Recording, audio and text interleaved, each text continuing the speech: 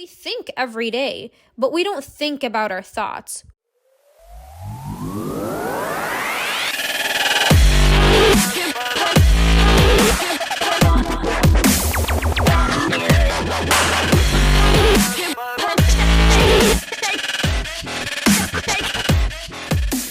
Hello and welcome to another episode of Challenge Your Mindset. I'm your host, Noura. And the other day I was reading a book by my window and I saw the school bus drop off a kid across the street. And I couldn't help but think back to when I was a kid and how my days at school were and how they would impact how I would function at home. And that baggage was never left behind. The backpack that I would carry would hold not only my books, but my troubles and stress too. If I did good on my test in class, I would come home all excited to share my success.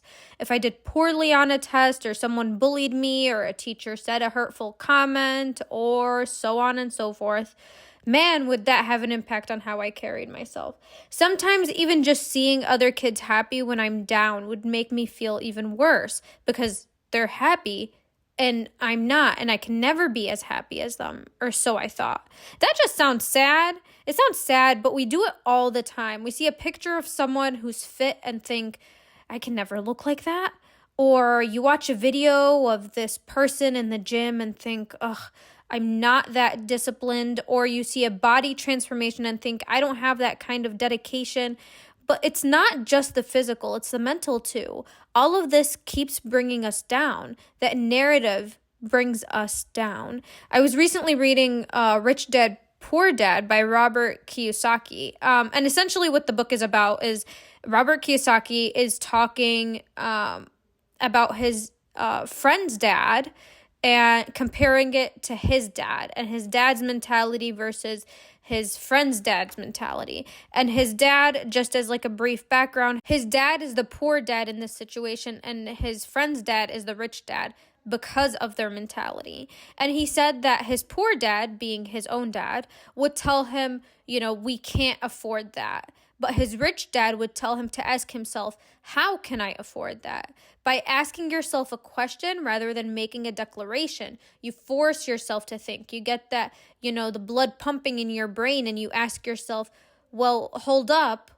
They have this. I want that. How can I get that? Instead of just declaring, I can't do that or I can't get that. And placing that within your identity. Take it out of your identity and kind of put it in motion. How can I put it in motion? How can I bring this energy, the same energy that person has towards me? So instead of saying, I hate myself, it becomes, how can I love myself? So you force yourself to think, can I exercise? Can I read a book? Can I educate myself in some way? Can I do something I love, like drawing or skateboarding or biking? Instead of saying, I'm a bad student, it becomes, how can I become a good student? Can I go to tutoring? Can I ask my teacher more questions in class? Would that require me to be a little bit more brave?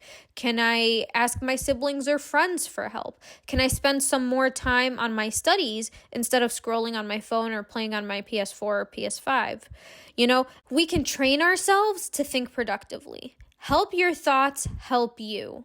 Okay, so I'm going to say that one more time. Help your thoughts help you. Your habits can be broken by breaking these thought patterns. Becoming hyper aware of your thoughts for a day could really help you assess where you are in this stage of your life. How are your thoughts affecting you?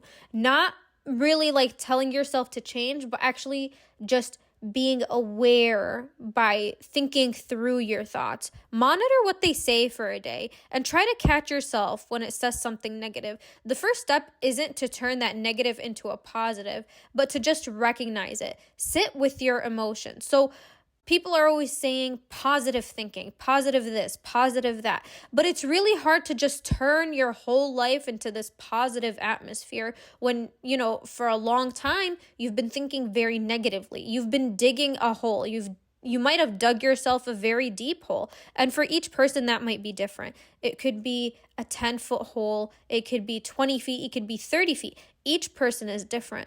And so the first step is really just engaging with your thoughts and seeing, how does my mind work? When I look in a mirror, what do I see? Do I call myself beautiful? Do I call myself handsome? Or do I look at it and start to criticize every single part of my face and body?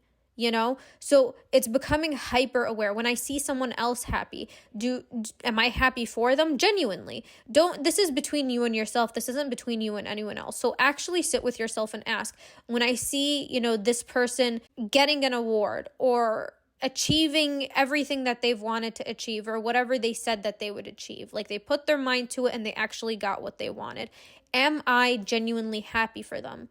Or am I feeling some type of way? It could be jealousy. It could just be sadness because you're not getting it. It could be so many different types of things, but actually putting everything on pause and asking yourself, how does this make me feel? Sit with your emotions. What are emotions? Emotions, if you break it down, is just energy in motion. Emotion, energy in motion. What energy are you feeling? What is it telling you? What is it trying to tell you?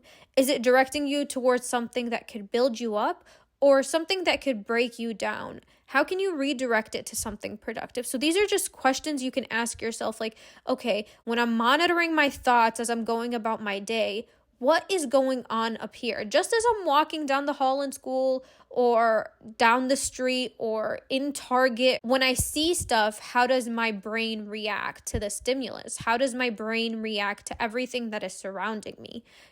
How does it think? Because we think every day, but we don't think about our thoughts. We just think about the things that are going around us. So sit with your emotions because they're just energy in motion. Sometimes it's helpful to say the emotion out loud. So if you're feeling angry, you could just scream out loud, I am feeling angry. Yell it if you have to. If you're happy, you could yell, I'm so happy. Or if you're sad, you could just say it, I'm sad. Give it a name. Recognize it. Ask yourself if it needs to be redirected or if you should just sit with it for a bit. It's okay to sit with your feelings. It's okay to be upset. It's okay to be excited. It's okay to be angry. These emotions are okay. All emotions are okay. It's okay to be nervous or anxious. It's okay. Just recognize it and see how that affects you, right? See if it puts you down or if you can somehow redirect it to build you up. Nobody is born with constant positive thinking. It's something that we learn from our surroundings, something that you can train yourself to have. If you train yourself well enough, it could become automatic. But if that's not where you are now, that's okay. Recognize that. Recognize where you're at right now. Don't force yourself to go to any other place than where you are now. Recognize it, and for now, just be aware of your thoughts and emotions. Be aware. That's all you have to do. Just be aware before you take your next step. As I grew older, I learned to recognize these shifts in my emotions. I learned that happiness is a choice. Regulating my emotions is a choice. Loving myself is a choice. Although I can't choose what happens to me, I can choose how I feel and how I react to what's happening to me. People say that you are what you eat. I like to take it a step further and say you are what your brain and body digest. Because sometimes you eat something and you spit it out. Your body isn't getting all the nutrients from whatever you're eating. But when you digest it, you take in those nutrients or those toxins, whether it's good or bad, and your body tries to figure out what to do with it. Are we going to store it? Is it nutritious? If it's a toxin, can we eliminate it, or is it stuck in our body for some time? Some of it stays in the body while others are eliminated, but you are what you digest, whatever you internalize. It's kind of like a boat. If you're in the ocean, right, and, the water is around you, it's around you and you're not letting it get in, then it's around you. But once you allow yourself to digest what's in the ocean, it starts getting in your boat and you might start sinking. So recognize how much your boat is holding right now. Is it empty? Are you floating? Are you on like cloud 9? You don't even feel like you're on a boat? Or do you feel like you're sinking? Ask yourself. Ask yourself how you're doing. Assess yourself. So let's say I watch a video that has someone that looks physically fit. As I look at this person, I might start thinking that I'll never look that good or I can never be that disciplined. But what will be the result? I'll probably never look like that person. So if we shift that narrative and say that I'm watching the video, but instead of making statements, I turn them into questions like, Instead of I will never look that good, how can I look that good? Instead of I can never be that disciplined or eat that type of food, to how can I become disciplined? How can I turn the food that they're eating into something that I too would eat, or something that would be appetizing to me? By turning the statements into a question, I'm training my brain to think that I can do this too. It's not impossible. I just need to act. So when the kid hops off the bus after a rough day at school, I hope they can ask themselves, how can I make myself happy, instead of declaring that they're upset? I hope that when you are having a rough day, you ask yourself, how can I turn this frown upside down? Should I watch a funny video or a nice movie? Or should I sit with this energy and bawl my eyes out in front of a drama? And after you cry to your soul's content, ask yourself, how can we now be productive? Allow yourselves to sit with your emotions. After you sit with your emotions, with that energy in motion, turn those nouns into verbs. Turn your statements into questions. Turn your thoughts into actions. And turn your ideas into a reality. By doing this, you'll start believing in yourself and your abilities. Be kind to yourself. We can truly accomplish anything. You can do it. I believe in you. Do you? For this week's Mindset Challenge, we are focusing around self-awareness. I want you to pay attention to your thoughts. What is your brain dictating that you cannot do? Once you catch a thought like that, like, I cannot dress that fancy, write it down. Jot it down on a notepad. Put it down in your notes on your phone, write it on a Post-it, write it down wherever you can, and compile them. You might find that you have 5 consistent thoughts, 10 consistent thoughts that dictate your happiness or the lack thereof.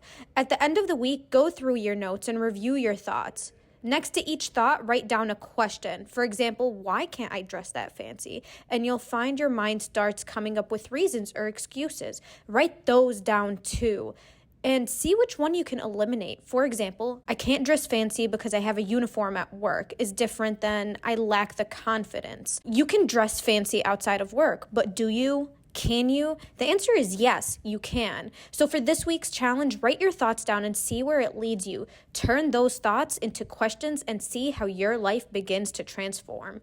This is all I have for you for this week's episode. Thank you so much for tuning into another episode of Challenge Your Mindset. Follow this podcast wherever you may cast your pods by hitting that plus button. You could also follow us on Instagram at Nura_unplugged. That's Nura, Nora_unplugged. Thanks again for tuning in. I hope you have a fabulous day and an even better week, and I will see you next week.